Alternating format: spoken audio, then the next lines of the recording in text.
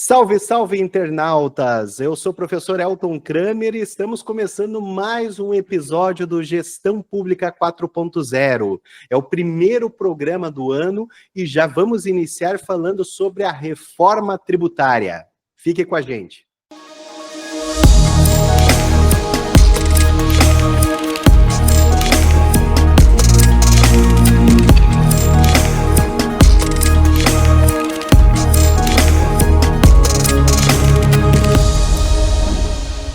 Sejam todos bem-vindos ao primeiro episódio do Gestão Pública 4.0 no ano de 2025.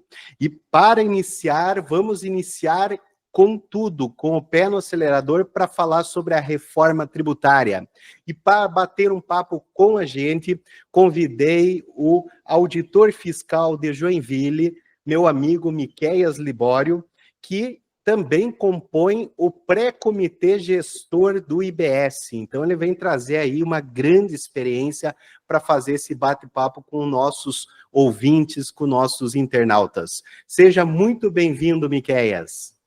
Boa noite, professor Elton. É um prazer estar aqui, tratar de um assunto relevante a todos, principalmente para quem nos acompanha, que vai tratar depois com esses assuntos aí no seu dia a dia. Tem muita informação aí para o futuro nosso e que seja um bom papo aí para a gente. Ótimo, seja muito bem-vindo, professor. E também já aproveitamos a informar que o professor Miqueias compõe a equipe do IPDM, né, faz parte lá da nossa equipe, e que nós temos a responsabilidade social de capacitar servidores públicos que estão se preparando para a reforma tributária. Então, acesse lá o link, o site do IPDM, que vai aparecer aqui abaixo, e confira a nossa programação. Professor Miqueias, vamos começar falando um pouquinho da reforma tributária. De que forma você verifica, já que você participou desde o começo aí das discussões da reforma tributária, de que forma essa reforma vai impactar os municípios a curto, médio e longo prazo? Quais são as perspectivas na sua visão? Bom, vamos lá, uma breve história bem rápida, né, para a gente ter um ponto de partida. Essa reforma não foi desejada pelos municípios, né? Vamos ser bem claro isso, né? Desde o início da tramitação da PEC 45, diversas forças municipalistas atuaram em sentido oposto, né?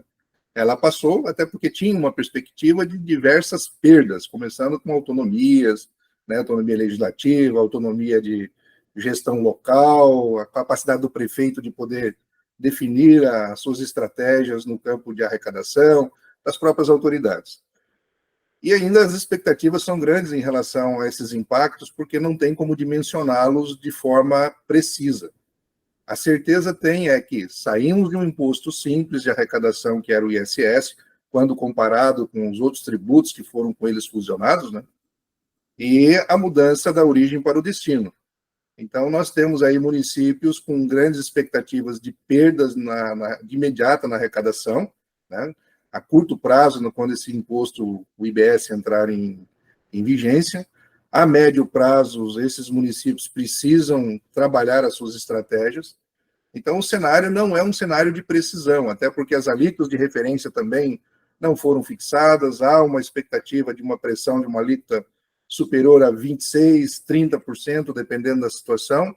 O certo impacta sim os municípios de forma imediata, tira dos prefeitos a capacidade de definir a sua política de arrecadação, coloca os municípios num cenário de um tributo compartilhado com os estados, uma nova realidade de um federalismo de cooperação. Então, ou seja, os impactos são diversos, né? E ainda carente de regulamentação, o que é pior, o que aumenta as nossas angústias, enquanto, primeiro, cidadãos que não sabem o que vai receber desse pacotaço, e depois das autoridades e dos próprios municípios, né, dos próprios prefeitos, já que a maioria das regras ainda carece de norma infralegal, mas há o impacto sim. E nós não podemos precisar quem ganha e quem perde nessa mexida, vamos dizer, do sistema tributário sobre o consumo. Mas o certo impacta sim, alguns serão impactados com mais força, vamos dizer assim, outros nem tantos, e outros vão navegar aí, mas não tem como precisar isso, mas os impactos são certeiros.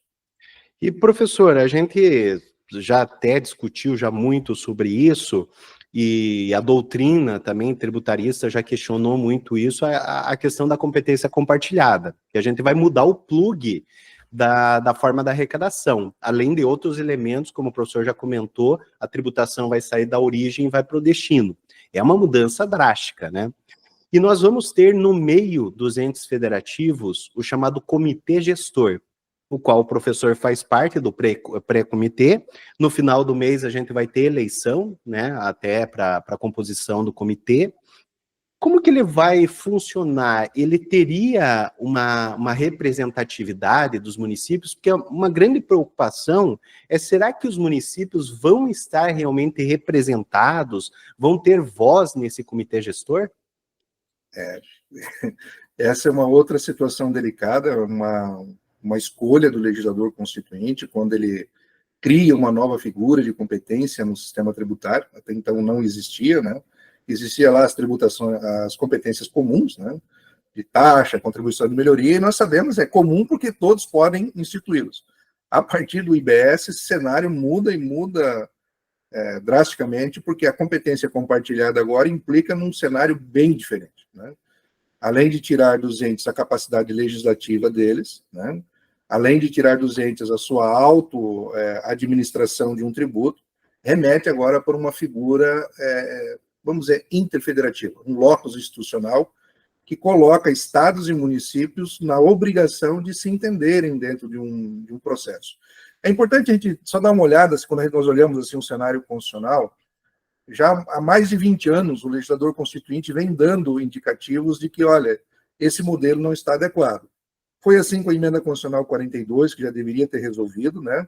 Introduziu lá um dispositivo na Constituição dizendo, olha, as administrações tributárias, como atividade essencial, devem atuar de forma integrada com o compartilhamento.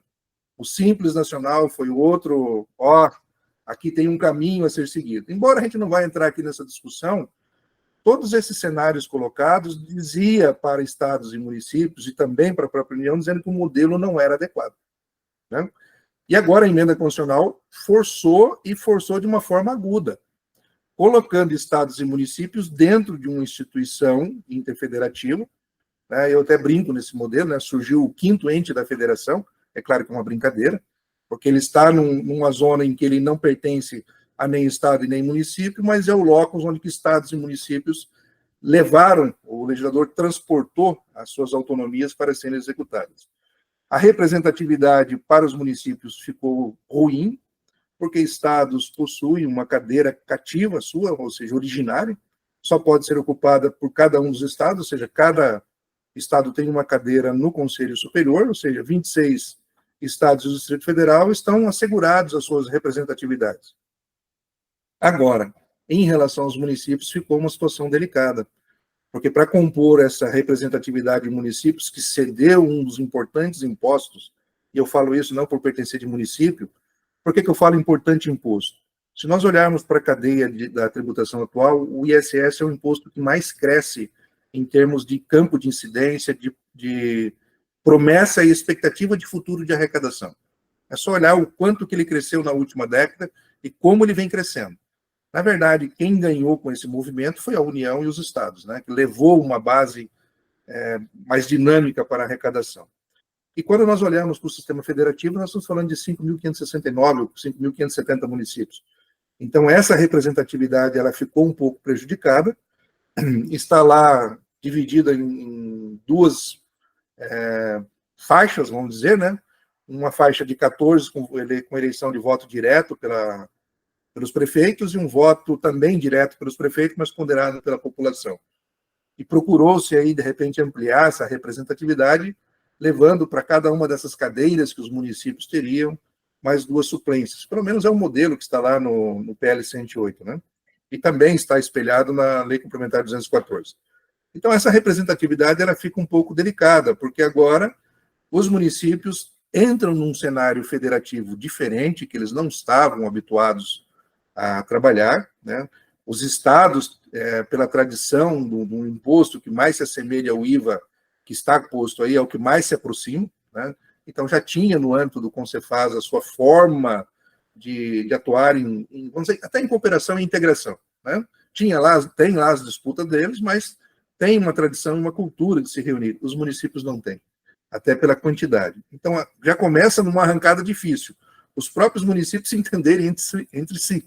E, posteriormente, essa representatividade de um conjunto da federação dentro de um processo eleitoral que também deve compor com municípios grandes, médios e pequenos, né? Então, os municípios, sim, a primeira análise que a gente faz é prejudicial, e o comitê gestor é o locus, onde as competências e as autonomias no campo administrativo do imposto se dará sob a coordenação desse ente, aonde estados e municípios, reitero, né, vão precisar se entender de um jeito ou de outro. Então, a gente tem esse prejuízo, sim, vamos olhar por essa ótica, né? E uma preocupação, professor, a gente vê, até saiu uma pesquisa tempos atrás, aí um monitoramento do Tribunal de Contas aqui do Estado do Paraná, e eu acredito que seja uma realidade nacional, que municípios até 50 mil habitantes têm uma dependência muito grande do FPM, né? Quando passa de 50 mil, vai diminuindo um pouquinho essa dependência, mas vai aumentando a dependência pelo ISS, que é o principal tributo. Eu acredito até nos municípios pequenos, o ISS, embora não seja o carro-chefe de alguns municípios que dependem exclusivamente de repasses, o ISS é muito importante. E acreditamos que é um perigo, um receio, que retirando o ISS, criando essa competência compartilhada, quebre a autonomia desses municípios, né? Porque vai, claro, existir o comitê gestor, vai ter essa representatividade através das cadeiras, né, que vão ser eleitas, mas o pequeno município, professor, como ele vai ser representado? Será que aí teria uma forma, uma oportunidade da gente fortalecer as associações dos municípios? Será que esse seria um caminho? Olha, olhando para o contexto da federação, de forma geral, vai se passar por um choque de realidade para muitos municípios país afora, né? A própria introdução dos municípios num contexto agora de uma competência compartilhada, e é importante que a gente fale isso, não somente compartilhada entre estados e municípios, e quem aprofunda um pouco na emenda constitucional vai verificar que o compartilhamento se dá inclusive com a União, porque a CBS é espelhada no IBS e as normas são comuns, são poucas normas comuns, o que significa dizer que todos estão amarrados, né? Então, lança os municípios para um cenário agora nacional. Esse choque de realidade vai vir por um simples aspecto. Muitos municípios, dependendo do porte e dimensão, têm as suas administrações tributárias fragmentadas. Já começa no primeiro problema na arrancada. Segundo, essa representatividade no Conselho Superior vai se dar por intermédio de um processo eleitoral, né? E lá tem requisitos para que esses municípios se habilitem nesse processo para que concorram a essa cadeira ou participem disso. Mas não é somente na composição do Conselho Superior. Os municípios também estarão na própria base da execução do Conselho Superior, na sua parte executiva. A parte executiva do Conselho, e é importante que se olhe lá as diversas diretorias que se tem, serão povoadas por servidores das respectivas carreiras, né? Ou seja, cedidos pelos municípios e pelos estados. Isso já começa a forçar a necessidade de que esses municípios comecem a se reorganizarem em termos de cargos, em termos de estruturas, pelo seguinte aspecto. A partir da entrada em vigor do IBS, nós teremos uma pulverização, né, da base de incidência por todo o território nacional. Então, inverte a forma como nós arrecadamos hoje. Por se tratar de uma base ampla de incidência, aquela base de comércio que o município não tinha no seu território e que ele não tinha ingerência, ele passa a ter. É o consumo local. Então, ele ampliou a sua potencialidade arrecadatória. Não tem como precisar, porque nós precisaríamos fazer um raio-x de cada economia local. Mas isso muda porque os municípios vão precisar passar a arrecadar. O problema é quando essa arrecadação não for suficiente para fazer face àquilo que o ISS poderia representar para aquele município. Mas, de forma geral, todos atuarão em face do sistema, até pelo período longo de transição que se tem. Então, nessa fase dos próximos 50 anos, nem Estado e nem município arrecada para si, ele arrecada para o sistema. E o sistema redistribui considerando o critério de origem e ele vai crescendo paulatinamente. Então, essa dependência vai passar por fundo de participação também. Hoje, uma boa parcela dos municípios brasileiros depende do fundo de participação. É o fundo de participação dos municípios, né? Então, eles dependem disso. Tem todo o movimento, envolveu o IPI, vai envolver imposto de renda. Então, toda uma discussão no cenário nacional em relação a isso, professor. E, professor, a gente já falando da questão do FPM, né, na cota parte do ICMS, uma grande preocupação por parte dos municípios, principalmente aqueles que dependem mais do FPM, especificamente da cota parte do ICMS, nós temos um critério que é o local da produção, ou seja, onde é oferida aquela riqueza, normalmente é onde está o estabelecimento daquela indústria, daquela empresa, que gera muito ICMS para aquele local, nós vamos ter uma virada de chave, se podemos chamar assim, né? E levando em conta outros critérios no repasse do IBS da parte estadual, que é, a grande medida, uma valorização do critério populacional, né? Ou seja, aquele município que tem um grande aglomerado populacional vai receber mais, em detrimento daquele que tem menos. Só que nós temos vários municípios que tinham um critério populacional pequeno, mas tinham várias empresas. Investiu ao longo dos anos para atrair essas empresas. E hoje a arrecadação por parte do FPM, aliás, o repasse, é alto. Como que vai ser o impacto disso, professor? E qual que é a sua visão sobre esse critério colocado aí na Constituição? Bem, vamos lá. A emenda constitucional, a emenda constitucional 132, ela trabalha com critério origem e destino. É onde verdadeiramente a vida acontece, é onde a riqueza circula. Então, me parece um critério lógico e racional quando se fala no primeiro enfrentamento que se tem em relação ao IBS, né? E aqui retomando a pergunta anterior, né, o fortalecimento das entidades, eu falei da mudança que os fiscos precisam fazer, as entidades de congregação desses municípios precisarão atuar fortemente, até para que comecem a rever as suas políticas, e agora avançando para aquilo que tu colocas aqui. No primeiro momento, esses municípios eles perdem, a cota parte do ICMS é baseado no valor agregado, né? Então, existe toda uma fórmula, todo um modo de composição desse valor que esses municípios recebem, e o critério populacional, ele privilegia os grandes centros, né?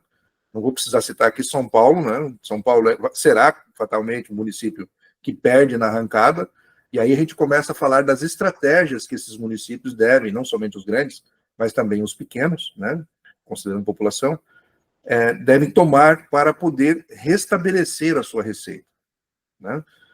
Conversando com um colega de São Paulo, até colega do Alberto Macedo também nesse processo, né, sobre São Paulo perde, São Paulo concentra a maior fatia da economia na sua localidade, agora pulveriza para o território nacional, que é dessa forma que o IBS descentraliza, né, ou seja, para onde o consumo acontece, né?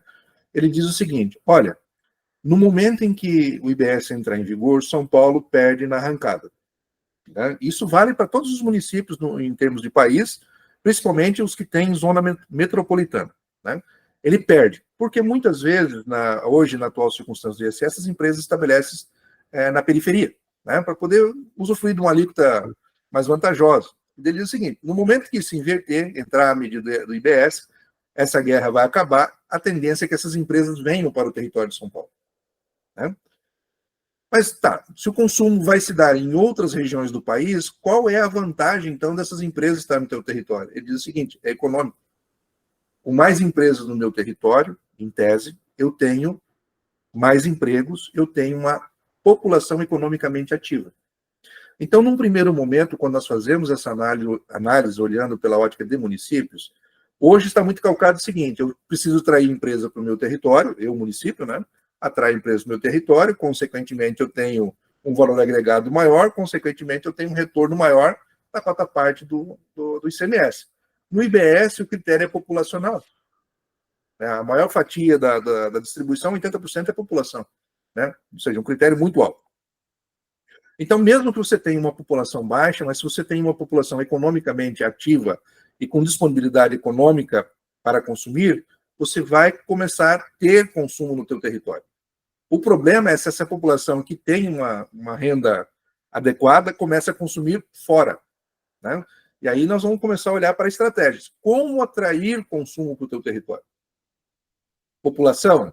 É vantagem você atrair população? Não, atrair população não é vantagem porque o município acaba tendo um conjunto de outros serviços que ele tem que prestar a essa população e talvez a disponibilidade financeira não seja suficiente para fazer face à crescente população, né? Mas é como fazer com que essa população consuma localmente, como essa economia local se desenvolva, principalmente, vamos olhando agora, né, olhar a Lei Complementar 214, quando ela fala do local da operação. Por exemplo, um município de 5 mil habitantes, pode ser que essa população compre veículos, compre outras coisas, e, por exemplo, o critério de distribuição é no local do domicílio do comprador. Netflix, né, consumos de produtos virtuais, ou seja, esse consumo vai para onde está essa pessoa. Mesmo estando comprando em outras regiões, vem para cá. Então, olhando dessa forma, embora fragilize, os municípios vão ter que começar a rever, e o momento já é agora, não é 33, quando acabar o ISS, o momento é agora, porque na próxima década você vai ter uma base para poder atuar sobre isso. Você já tem as suas estratégias consolidadas, até falando sobre ótica de município, né? Então, cada município vai ter que rever como atrai consumo do seu território, que tipo de empresas é interessante para ele, que tipo de comércios locais é importante para atrair, para que seja fixado, para que haja o consumo presencial, que não seja venda para ser entregue pelo estabelecimento em outra região, porque o local de entrega, o local de consumo será determinante para o recolhimento do IBS. Então, é um cenário que tem oportunidades positivas e negativas, né? Aí vai da inteligência de cada um dos gestores trabalhar isso, né? É um perde e ganha, né, professor? E agora vai mudar esse planejamento, né? Antes a gente via o gestor somente atraindo a empresa para ter a quota parte, gerando guerra fiscal, muitas vezes do ISS, e acabava o quê? Traindo a empresa e acabou. O que importa é receber a quota parte. Agora, com essa possibilidade do IBS, talvez fomente-se que os gestores públicos pensem diferente. Então, não adianta atrair a empresa. Nós temos que atrair a população e que essa população consuma. Então, talvez o investimento de políticas públicas também sejam afetados por isso, né? Com certeza será. Né? E, professor, também gostei na sua fala sobre essa estrutura da administração tributária. Com certeza vai mudar a mente de muitos gestores investindo, e nós temos aí problemas crônicos em vários municípios que sequer têm o cargo de auditor fiscal, né? Muitos trabalham com ensino médio, outros com pagamento de salários irrisórios, ínfimos, levando em conta a importância que nós temos. Eu englobo tanto os auditores quanto procuradores, né? Os dois trabalham conjuntamente nesse sistema e os dois têm que ser valorizados. O que o professor visualiza aí no futuro para a administração tributária, como que isso vai mudar e como que os auditores devem se preparar para esse futuro, para a implementação da reforma? Bom, vamos lá. É um tema sensível, né? Um tema que dói quando fala em termos de carreira, em termos de estrutura, né? São ótimos profissionais que estão nas bases, muitas vezes sem a devida condição, tirando leite de pedra. Isso vale para procuradores e auditores, né? O que eu vejo para o futuro disso ali? O futuro que nós temos é o IBS. E quando nós olhamos o IBS, ele tem a mesma natureza e a mesma complexidade para município, para a União e para Estado, né? Nós estamos falando de um mesmo tributo, em que esse auditor que está lá no município de 5 mil, 10 mil, 300 mil, 1 milhão de habitantes, 10 milhões de habitantes, vai ter a mesma complexidade, a mesma responsabilidade, atuando em conjunto com os auditores do Estado, muitas vezes participando do mesmo procedimento, porque quem está acompanhando o PL 108 tem lá as regrinhas de titularidade, cotitularidade, tem um conjunto de situações que só aqui daria para a gente fazer mais um podcast sobre isso. Né? Daria para a gente conversar várias vezes. O que, já vai fica a dica, acontecer? Né, professor? Oi? Já fica a dica para um próximo programa. Aí O que vai acontecer se esses municípios não organizarem rapidamente as suas carreiras, valorizá-las? Vai perder o quadro. E num cenário de integração, vale o que você conseguir arrecadar no seu território. Vale a tua participação no contexto.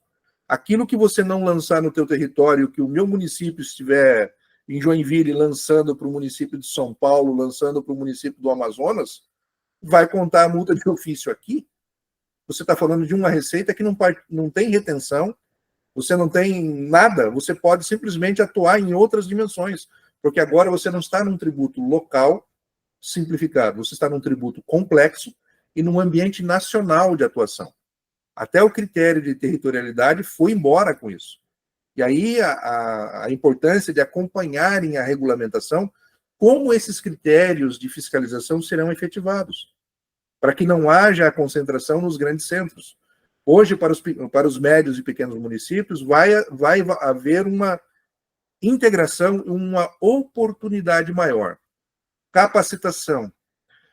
Principalmente para os municípios, nós estamos saindo de um tributo simples, um tributo cumulativo, um tributo que não é nem sombra de PIS, COFINS, IPI, ICMS. São tributos extremamente complexos quando comparado com o ISS. Então, o campo de aperfeiçoamento dessas autoridades é extremamente rico, porque precisarão entender essa mecânica. Isso vai passar por procedimentos de auditoria, entendimento de o que é cumulatividade, como ela se dá, porque não é a realidade dos municípios.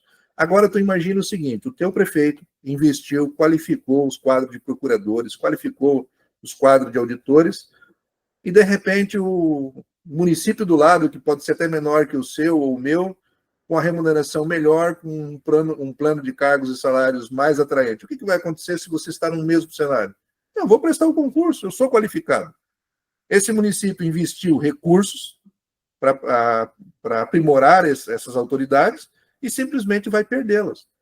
Então, o cenário para os próximos anos é de extrema movimentação nisso aí.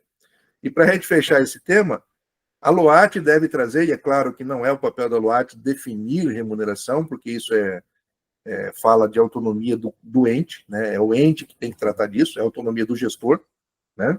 Mas ela vai trazer muitas balizas, ou ela poderá trazer muitas balizas de como as administrações tributárias devem ser organizadas. Isso automaticamente leva a um outro movimento, que é a própria valorização da carreira em razão da responsabilidade. Então, eu olho que é um cenário promissor em termos de carreira. Se não for promissor no meu município, será no estado, será num outro município, muitas vezes vizinho do meu, que basta eu pegar o carro com 30 minutos e estou lá. Muitos dos municípios acontecem isso. E eu sempre falava, professor, lá em São José dos Pinhais, eu era procurador municipal durante 9 anos, atuei lá, e eu falava que investir até a palavra, investir na administração tributária não era gasto, era investimento. Claro, prefeitos financeiros lá, tal, tem que classificar como gasto pessoal, tal, mas para o sentido da administração, você está investindo, porque aquilo retorna. Você ter um auditor qualificado, um procurador que consiga defender eficientemente a fazenda pública nos processos, isso vai retornar, né? Então, a gente tem aí recordes de arrecadação na União, agora até mesmo com a transação tributária. Por quê? Porque se investiu na Receita Federal e se investiu na Procuradoria da Fazenda Nacional. Então, o que os municípios têm que fazer é saber esses exemplos e investir igual, né? A gente sempre defendia isso. Professor, e para a gente caminhar agora por final, né, tudo que é bom dura pouco, mas a gente tem que já ir caminhando para a apresentação. Eu queria fazer a última pergunta e até para a gente levar um alerta para os municípios sobre a previsão lá do artigo 62 da Lei Complementar 214. Ela vem trazer uma obrigatoriedade dos municípios dispensarem os contribuintes de emitirem nota fiscal do ambiente local e automaticamente os contribuintes terão que emitir do portal nacional. Já era uma previsão da Lei Complementar 199, dessa unificação de obrigações acessórias. O MEI também já está fazendo emissão, salvo alguns municípios que têm a parametrização do sistema, né? Parece que São Paulo vai fazer pelo meio local e também vai parametrizar, mas a grande maioria dos municípios sequer sabem dessa obrigação, né? Que saiu agora, é recente, mas é uma coisa que o ano que vem, se não for prorrogado, já teremos essa obrigação. O professor visualiza isso aí como um ganho, é uma situação que os municípios vão conseguir se adaptar a essa nova realidade, e como que os municípios também podem se preparar nesse ambiente novo tecnológico, porque não adianta mais a gente ficar numa realidade de papel, né? A gente tem que ter investimento na valorização do cargo e também investimento em tecnologia. Como o professor visualiza todo esse cenário? Bom, vamos lá. Conseguindo se adaptar ou não, terão que se adaptar na marra, né? Eu não vejo possibilidade de retrocesso. Essa reforma tributária, diferente do que aconteceu em 66, já pensava-se no IVA, só para a gente ter um ponto de partida, e se tornou inviabilizada justamente pelo que tem agora e o que não tinha lá, é tecnologia. Então, o cenário tecnológico, ele já é uma realidade, principalmente para a União Estados e para estados, para os grandes municípios, isso já é uma realidade, inteligência artificial atuando no contexto arrecadatório, entre outros mecanismos, né? Então, é uma realidade que os municípios não conseguirão ficar fora, considerando a massa aí que não estão adequadamente estruturados, né? Essa reforma ela só acontece se tiver tecnologia disponível, tecnologia de ponta. O Brasil é uma referência no mundo em tecnologia, né? Temos aí grandes players que podem atuar, não somente da iniciativa privada, mas principalmente as empresas públicas que desenvolvem, né? Então, a gente tem um cenário que é promissor. Quando nós falamos dessa questão de tecnologia, a lei complementar, e ali o artigo 62, em alguns pontos, ele fala o seguinte: olha, quem tem um sistema tem opções para tomar. Quem tem os sistemas de nota fiscal eletrônica, que é o caso mais simples, ou parametriza ele e manda a informação para a base de dados nacional, né? Então, você pode continuar com o teu sistema, tudo bem, mas se você vai precisar mandar as informações e os documentos fiscais para a base nacional, porque esses documentos precisam ser compartilhados, porque esse documento agora não é mais do município, é do conjunto, né? Ele é do município para a gestão local do ISS, porque ele continua sendo em razão da transição ainda do imposto moribundo, vamos dizer assim, né? Mas agora ele também integra o novo sistema de tributação sobre o consumo. E ele precisa ser compartilhado não somente com os outros municípios, mas com o Estado e com a União. Ele precisa mandar para lá. Então, quem não tem, pode aderir ao modelo nacional. E aí a gente começa a separar quem ganha e quem perde. Perde quem tem sistemas estruturados e investiram neles há pouco tempo, né? Porque vão passar a ter necessidade de se adequar a uma outra parametrização para poder enviar essas informações. Perdem porque perde a gerência sobre o seu sistema, porque agora não pode mais fazer alterações de acordo com como poderia fazer, né? Porque agora ele está numa base integrada, uma base nacional, e que a informação precisa chegar igualmente para todos, né? Uma informação mais homogênea, né? Então, quem tem sistemas pode perder nesse aspecto, né? Que investiu a curto espaço de tempo e que tem que parametrizá-lo. Ganha aqueles municípios que não têm sistemas e que podem aderir ao modelo nacional, né? Embora não tenha gestão sobre o sistema, ele pode ter a gestão da informação que recebeu. Então, ele está sendo concebido já há algum tempo, com parceria com os estados, né, por intermédio da CNM, salvo engano, a Abraço também participa na concepção desse sistema, em conjunto com a Receita. Então, duas decisões. Ou parametriza e manda para a base nacional, ou adota o modelo nacional e segue a vida, né? Como eu falei, tecnologia é o caminho, não há como esses municípios ficarem fora. Essa nova visão de mundo da reforma tributária, ela somente será alcançada se todos os agentes se aperfeiçoarem tecnologicamente. E aí a gente vai passar por algumas outras discussões, né? Primeiro, comitê gestor. É dele a competência para gerir esses bancos de dados, as tecnologias, para dar conta da administração desse imposto. Estados e municípios irão financiar o comitê gestor com parcela da sua arrecadação. A pergunta que fica é: quais sistemas o comitê gestor irá disponibilizar ou quais sistemas os municípios precisarão contratar? O fato é, e aí é um mantra que nós municípios, né, da reforma, entoamos, é que nós não queremos um novo Simples Nacional. Por que a gente fala isso? Porque o Simples Nacional ele é muito bonito, ele é moderno, né, mas para a ótica do contribuinte, adequada para a sociedade. Tá? Não vou tecer críticas sobre a ótica do contribuinte.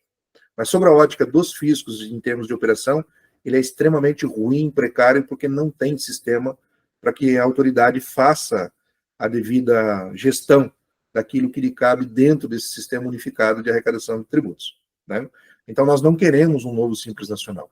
Então, tem alguns cenários que precisarão ser avaliados com muita cautela. O que o comitê gestor vai entregar aos municípios, né? E já pagam por isso, é natural que deveria entregar alguma coisa, e o que os municípios precisarão contratar para fins de dar sustentação à sua gestão. E finalizando, por que eu falo isso? Porque em que pese o comitê gestor concentrar, né, e outras coisas que a gente poderia devagar aqui, concentrar a gestão, não é a gestão propriamente dita, né? É a coordenação das administrações tributárias e das procuradorias que serão executadas na base. Eu sempre falo o seguinte: a administração tributária e as procuradorias serão uma extensão local do comitê gestor. É como se o comitê gestor estivesse nas 5.569 unidades federativas municipais país afora. Porque o contribuinte não vai a Brasília tratar de uma relação com o comitê gestor, ele vai aonde ele tem um ponto mais próximo, que é o município. Então, a gente vai ter um cenário bem interessante para avaliar de 2026 para frente. Na verdade, nem é 2026, é 25. Nós já deveríamos estar nesse movimento, né?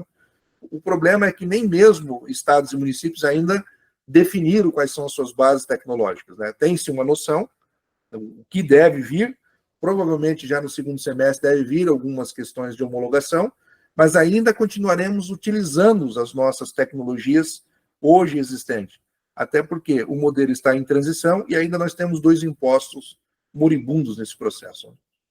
Ou seja, muito trabalho pela frente, né, professor? Bastante. Tudo começa agora. Exatamente. Professor Miquel, foi um prazer conversar contigo. Com certeza todos vão gostar da conversa como eu gostei. E deu uma luz no final do túnel aí para que todos os municípios se preparem, capacitem, invistam na administração tributária, invistam em tecnologia e, principalmente, estejam antenados com todas as mudanças da reforma tributária, porque elas não terminaram, né, professor? Então, que todo mundo fique ligado, antenado com tudo que pode acontecer e investindo no seu pessoal, na sua equipe. Professor, foi um prazer, então, conversar contigo e, com certeza, as portas ficam abertas aí para uma próxima oportunidade a gente debater de mais assuntos, porque assuntos não faltam na reforma, né, professor? Exatamente, professor Elton. Eu que agradeço a oportunidade desse bate-papo, desse encontro, né? Espero ter acrescido aí para os colegas que vão nos acompanhar. Né? Eu sempre falo o seguinte: a reforma não aconteceu com a aprovação da emenda constitucional, né? Ela não aconteceu com o envio dos PLSPs ao Congresso, né? Um deles ainda não saiu, não aconteceu ainda com a aprovação da Lei Complementar 214 e ainda não está acontecendo. Nós estamos apenas no esquenta da festa. Né? A verdadeira festa vai começar a partir de 1º de janeiro de 2026, que é o teste de fogo do que vai ser entregue à sociedade e como a sociedade vai ter que se moldar a esse novo modelo. E não somente a sociedade, principalmente nós. Né? Então, agradeço a oportunidade e foi um prazer estar aqui contigo nesse momento. Obrigado, professor. E agradecemos também todos vocês que estavam conosco aqui até esse momento. Não esqueça de se inscrever no nosso canal, curta, compartilhe com os amigos e leve essa informação para os demais colegas que também estão preocupados com a reforma tributária. Um grande abraço a todos e até o próximo episódio.